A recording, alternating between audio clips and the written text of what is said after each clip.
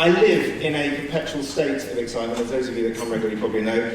Something of a challenge to my therapist, but more about that next month. But no, I'm very excited, particularly excited tonight, because I've literally, just before we start, I've literally just got back from an intensive yoga retreat in the Spanish mountains. Yes, check me out. I know, thank you. Yes. I say intensive. I don't really know if yoga should be intensive, but for me, it definitely was. But I was sold the retreat on the basis, it was a twin premise. I was sold the retreat on the basis that I would find myself, and I would also develop a core. Now, I don't know if you remember, but about a year ago, I was sold a similar retreat in the Spanish mountains to go chanting and find myself that way. Well, it didn't work. I still have no clue who I am. But as it didn't work, my expectations for this yoga retreat were exceptionally low. But my anxiety levels were actually pretty high because you might remember, but the chanting retreat I went on, it was group chanting, and that's a bit odd if you're not used to chanting. But it was group chanting, and for the entire week we were given adoptive animal names. And my name for the week had been Butterfly. So as you can imagine, my expectation levels for this yoga retreat were low. My anxiety levels were exceptionally high. But has anyone done a yoga? You're all yogis, aren't you, in here? Have you done yoga? You probably, yeah, you're way ahead of me on this.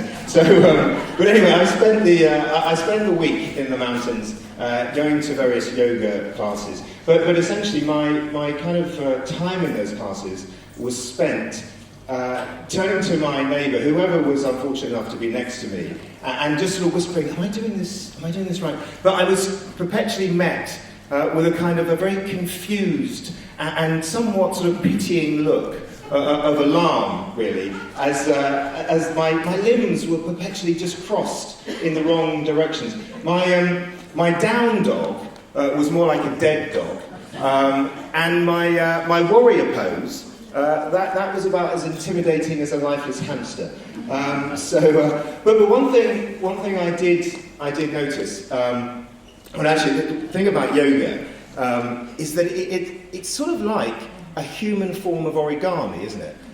Or napkin folding, although both of which activities should never be done with parts of the human body. That's essentially what I learned.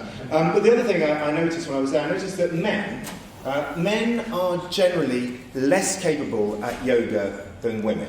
Now, I don't think that, well, you haven't done anything, so that's clearly not controversial, I think you accept that. But I think we are. We're generally less capable. Now, I could be generous and say that we're less flexible, but no. We just are less capable at yoga than women. And I worked it out. By the end of the week, I'd worked out why that is. It's because there's a lot of multitasking in yoga.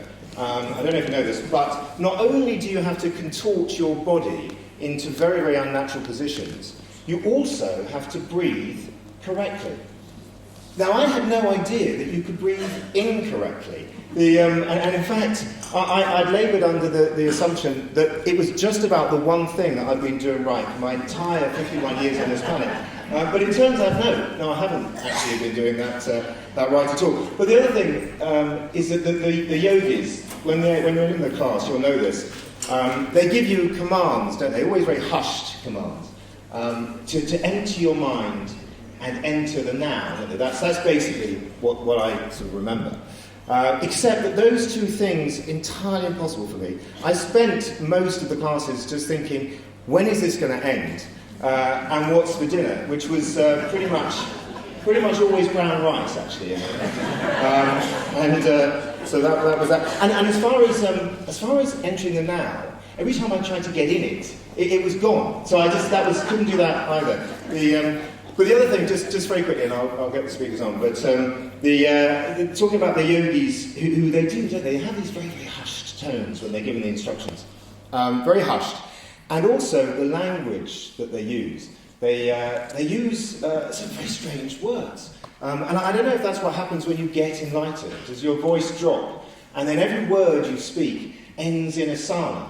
So it was Shivasana, Vipassana. I knew not what these words meant. I did. It's honestly true. At one point, I thought I had accidentally enrolled on an Italian pasta making course.